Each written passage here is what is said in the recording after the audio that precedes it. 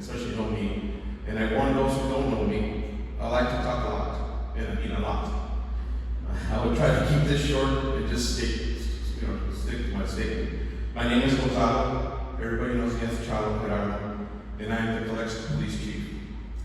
It's been 20 years since the worst attack on American soil in history. Let's take a quick moment right now to remember what we were doing Tuesday, September 11, 2001. Some of us were in shock, and some didn't believe what was happening, and that this was actually happening.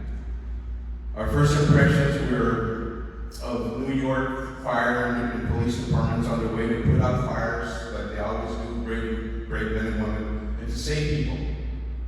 Our trust was that they were going to take care of business like they always do. Heroes going to take care of business. We all looked on with the rest of the nation and the world, praying and hoping for the best outcome. Most of us were minding our own business when the North Tower was struck by a plane at 8:46 Eastern Time. Soon after, we were all tuned in, we were watching the news. Then at 9:03, the South Tower was struck by the second plane. At this point, we were all in disbelief. At 9:37 Eastern Time, the Pentagon was struck with a plane, and at this point, our minds were panicking. At 9:59, the South Tower collapsed. At this point, we know that it's more serious than we thought. These great big towers that withstood a lot of time, weather, and attempt bombing years prior to that. At 10:07 Eastern Time, a plane goes down in Pennsylvania, and we're all thinking, are there more planes going to crash? And at 10:28 Eastern Time, the North Tower collapsed. Most of us cried in sadness and in anger. The question was, who in the heck would do this? All of this happened so fast and left our hearts and minds scarred for life. These attacks resulted in 2,977 fatalities, over 25,000 injuries, and substantial long-term health consequences for everybody that was at ground zero and other people through post-traumatic stress and everything else that happened. Again, it remains the deadliest terrorist attack in human history and the single deadliest incident for firefighters and law enforcement officers in the history of the United States. With 343 firefighters lost their lives, 37 Port Authority police officers lost their lives that day, as well as 23 New York police officers, 8 private emergency medical services officers, 3 New York State court officers, and 1 New York fire patrolman lost their lives that day. I remember a great nation turning to God again and becoming united. The patriotism was higher since the end of World War II.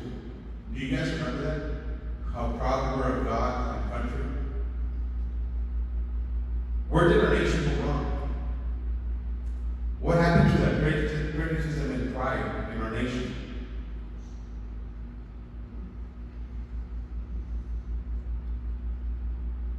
I'll leave you with a small request. Please go out there and continue praying for our nation's healing. Our nation is wrong right now. The world is wrong, but we are the strongest nation in the world. If we heal, if we turn back to being good. No matter what religion and political party we follow, we need to be united and be better people. We need to show respect, accept the consequences of our actions. We need to raise our children right, and show them that love and support no matter what they do in life. September 11, 2001 should never be forgotten, and I say never. We have people trying to erase history. You cannot let that be forgotten. No matter how many people are the term woke these days, too many lives are lost on this day 20 years ago.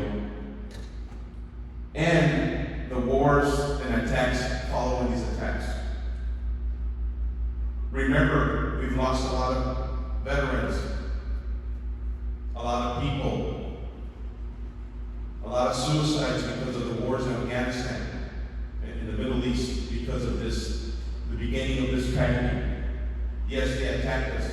Yes, we have to go out there and try to fight and try to put an end to terrorism.